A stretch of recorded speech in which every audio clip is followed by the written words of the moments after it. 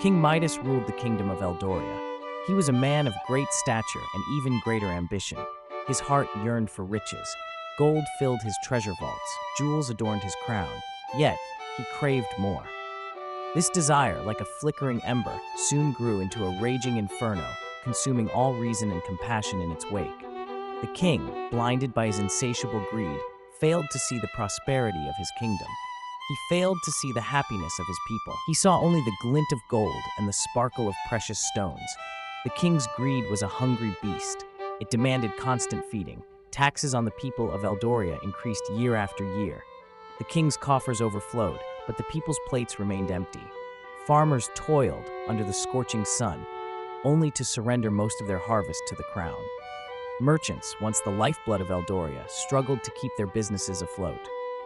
The kingdom, once vibrant and alive, began to resemble a gilded cage, its inhabitants trapped within its suffocating grasp. Fear and resentment festered in the hearts of the people. They muttered in hushed tones, their voices laced with despair. The king, oblivious or indifferent to their plight, remained secluded in his palace. He surrounded himself with sycophants who fed his vanity and fueled his greed. The king, lost in his world of gold and jewels, had become a prisoner of his own making. His heart, once filled with the warmth of compassion, had turned as cold and hard as the gold he so dearly coveted. The once jovial king, who had inherited a prosperous kingdom, had transformed into a tyrant. His every waking moment was consumed by the acquisition of wealth. He cared little for the welfare of his subjects. Their pleas for mercy fell on deaf ears. The king's greed, like a malignant tumor, was slowly poisoning the kingdom of Eldoria, turning its former glory into a distant, painful memory. His actions were a stark reminder of the destructive power of unchecked ambition, a lesson that Eldoria was about to learn the hard way. The weight of the king's greed fell heavily upon the people of Eldoria. Each sunrise brought a new wave of taxes and levies. The farmers, their faces etched with worry, surrendered most of their harvests to the king's tax collectors. Their once overflowing granaries stood almost empty, the silence echoing their plight. The blacksmith, his hands calloused from years of honest labor, could barely afford to feed his family. The clang of his hammer, once a song of creation, now rang with the discord of despair. Markets, once bustling with activity, grew eerily quiet. The merchants, their wares gathering dust, whispered stories of the king's insatiable appetite for gold. Their once thriving businesses struggled to survive, choked by the king's relentless demands. The echoes of their plight resonated through the cobblestone streets, a haunting testament to the kingdom's decline. The very heart of Eldoria, its people, were being crushed under the weight of the king's avarice. The laughter of children, once a common sound in Eldoria, became a rarity. Their faces, once lit with joy, now bore the weight of their parents' worries. They played amongst the shadows of shuttered shops and empty market stalls, their innocent games tinged with the harsh realities of their world. Their laughter, when it did erupt, was like a fragile flower pushing through the cracks of a barren wasteland, a poignant reminder of what Eldoria had once been. The king remained oblivious, or perhaps indifferent to the suffering he inflicted. Secure within his palace walls, he surrounded himself with luxury. The cries of his people were but a distant murmur, drowned out by the clinking of gold and the sparkle of jewels. The king, lost in his world of self-indulgence, had forgotten the true meaning of his crown. He had forgotten that a king's duty was to his people, not to his desires. In the heart of Eldoria's capital lived a blacksmith named Thomas. Known for his strong arms and even stronger will, Thomas was a beacon of hope in those dark times. His forge, though cold more often than not these days, remained a gathering place for the townsfolk.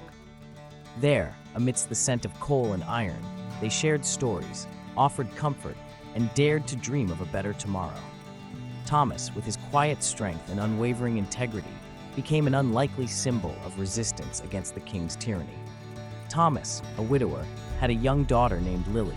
She was the apple of his eye, his reason for living, and the source of his strength. Lily, with her bright smile and infectious laughter, was a ray of sunshine in their humble abode. She had a way of reminding everyone even in the darkest of times, of the simple joys in life. However, the shadow of the king's greed loomed large, threatening to extinguish their glimmer of hope. One day, the king's tax collectors arrived at Thomas's workshop. They demanded an exorbitant sum, leaving Thomas with a pittance to feed his daughter. The encounter, witnessed by many townsfolk, sparked outrage. It was the final straw, the breaking point. The people, pushed to the brink, looked to Thomas for guidance. They saw in him a leader, someone who could articulate their grievances and stand up to the king. Thomas, though a simple blacksmith, possessed a strong moral compass. He had always believed in fairness, in the inherent dignity of all men. He could no longer stand by and watch his fellow citizens suffer. He knew that the time for whispers and hushed complaints was over. The time for action had arrived. The king's greed had awakened a sleeping giant, and Thomas, the blacksmith, found himself at the forefront of a brewing rebellion. The fate of Eldoria rested on his broad shoulders, and he would not let them down. The once grand city of Eldoria, the kingdom's beating heart, was now a shell of its former self. The streets, once abuzz with merchants and their wares, were eerily deserted. Shops stood empty, their doorways boarded up like the vacant eyes of a blind man. The once proud banners of Eldoria, now tattered and faded, hung limply in the windless air, mirroring the kingdom's spirit. The king's greed had sucked the life out of Eldoria, leaving behind a hollowed-out husk. The once magnificent gardens surrounding the king's palace, once bursting with vibrant life, were now overgrown and neglected. The fountains, once spouting crystal-clear water, lay dormant, choked with weeds and debris. The sweet fragrance of exotic flowers had been replaced by the stench of decay. Even nature, it seemed, was mirroring the kingdom's decline. The palace itself, though still imposing, had lost its luster. The gold leaf that adorned its walls seemed to gleam with a cold, harsh light. The jewels that studded the king's throne, once symbols of prosperity, now seemed to mock the plight of the people. The palace, once a symbol of Eldoria's greatness, had become a stark reminder of the king's tyranny. The king, blind to the suffering he had wrought, remained secluded in his palace, deaf to the cries of his people. He feasted on delicacies while his subjects starved. He draped himself in silks and satins while his people shivered in rags. The king's world, a gilded cage of his own making, had become a prison, separating him from the reality of his kingdom.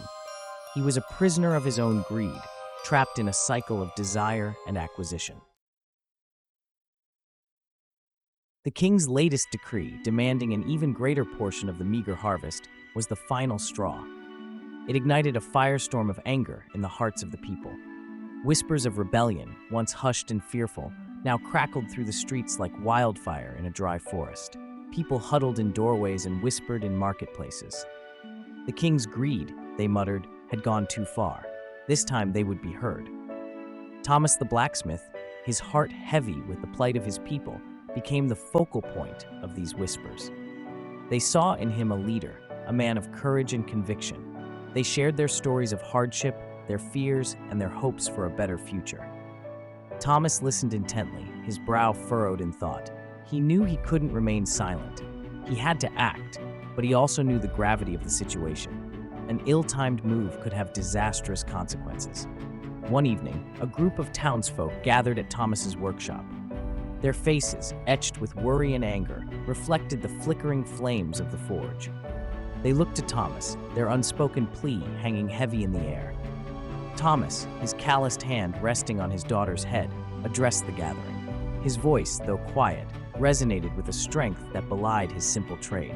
"We cannot remain silent," he said, his words echoing in the hushed silence. "We must make the king hear our plight." His words, simple yet powerful, ignited a spark of hope in the hearts of the people. They agreed that a petition must be drafted, a plea for justice and mercy. Thomas, with his eloquence and understanding of the law, was chosen to pen their grievances. That night, under the watchful eyes of the stars, a plan began to take shape, a plan that would challenge the very foundation of the king's rule. The seeds of rebellion, sown in the fertile ground of despair, were beginning to sprout. Word of the growing discontent reached the king, distorted through the lens of his advisors. They, fearing for their own positions, painted the unrest as the work of a few malcontents, easily silenced. The king, his judgment clouded by greed and paranoia, dismissed the warnings as inconsequential. He saw the unrest not as a cry for help from his people, but as a challenge to his authority. He resolved to crush any dissent with an iron fist, unaware that his actions were only fanning the flames of rebellion. The king, in his arrogance, decided to teach his people a lesson.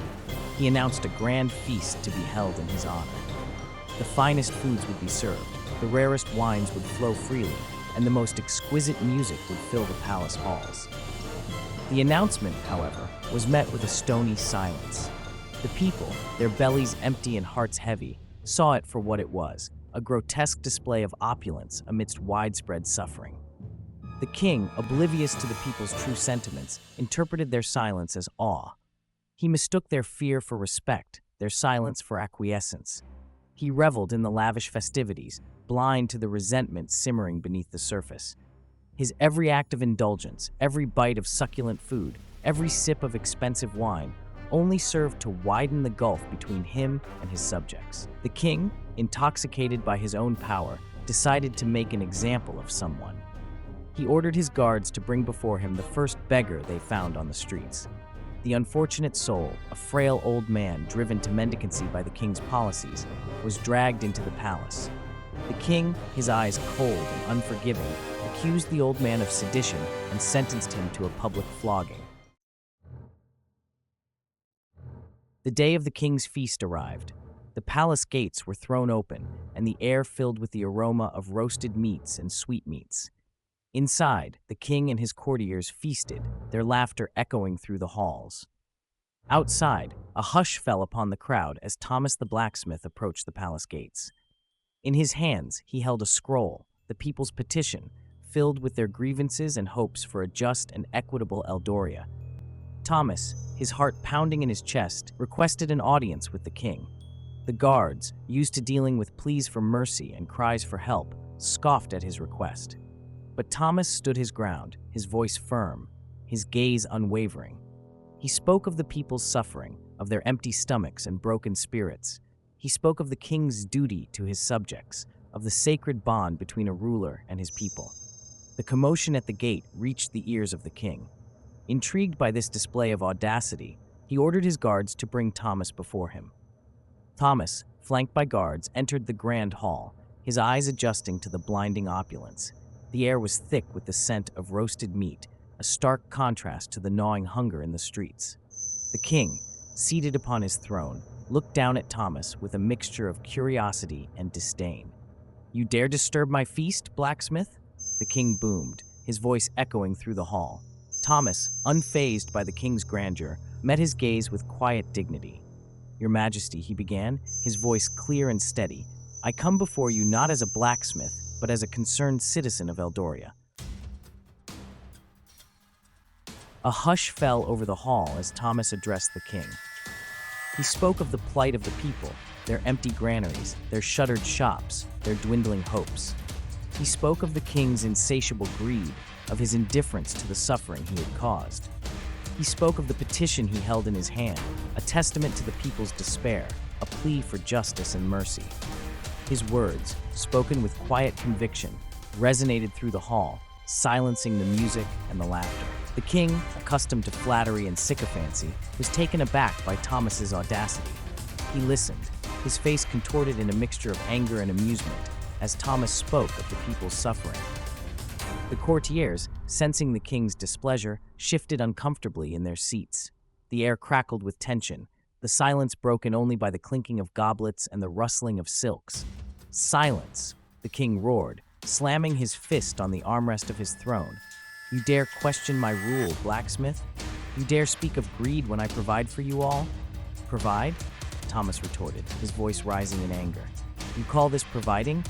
While you feast on delicacies, your people starve. While you drape yourself in silks, your people shiver in rags. You have lost sight of your duty, your majesty. You have forgotten that a king's true wealth lies not in the size of his treasury, but in the well-being of his people." Thomas's words, spoken with the fire of conviction, struck a chord with some of the courtiers. They had, for too long, turned a blind eye to the king's excesses, their silence bought with favors and privileges. But Thomas's words, spoken with such raw emotion, stirred something within them, a long-dormant sense of duty, of responsibility. The king, enraged by Thomas's defiance, rose from his throne. "You speak treason, blacksmith," he thundered. "You will pay for your insolence." He ordered his guards to seize Thomas, intending to make an example of him. But before the guards could reach him, a commotion erupted at the back of the hall.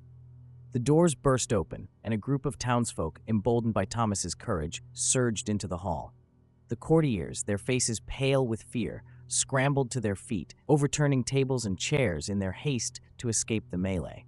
The king, momentarily stunned by this unexpected turn of events, stood frozen as the townsfolk, their faces a mixture of anger and desperation, advanced towards him.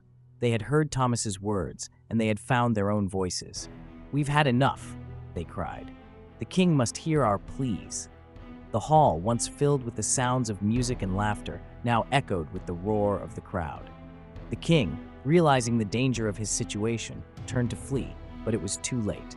The townsfolk, their patience exhausted, had finally reached their breaking point. The guards, outnumbered and caught off guard, were quickly overwhelmed. The king, his escape blocked, looked around frantically for a way out. His eyes darted from one angry face to another, his face contorted in a mask of fear. The courtiers, their loyalty evaporating in the face of danger, melted away into the crowd, leaving the king to face the wrath of his people alone. The king, stripped of his crown and finery, was brought before Thomas. The blacksmith stood tall, his face illuminated by the flickering torches held by the townsfolk. The hall, once a symbol of the king's opulence, was now a courtroom, the people the jury, and Thomas the judge. The air crackled with anticipation, the silence broken only by the soft murmur of the crowd. Thomas looked down at the former king, his gaze steady, his voice firm. "You stand accused," he began, "of greed, tyranny, and indifference to the suffering of your people. How do you plead?" The former king, his arrogance replaced with fear, could only stammer, I am the king. You cannot do this to me." "You were the king," Thomas corrected him, his voice echoing through the hall. "You forfeited your right to rule the moment you placed your desires above the needs of your people." He turned to the crowd, his eyes sweeping over their faces, etched with years of hardship, but now shining with hope. "The power rests with the people," he declared. "It is time for Eldoria to have a ruler who understands this, a ruler who serves the people, not the other way around." A cheer erupted from the crowd. The people, their voices hoarse from years of suppressed anger, chanted Thomas's name. They had found their voice, and they had found their leader. The king's reign of greed had come to an end, and a new dawn was breaking over Eldoria. The seeds of rebellion sown in despair had blossomed into revolution.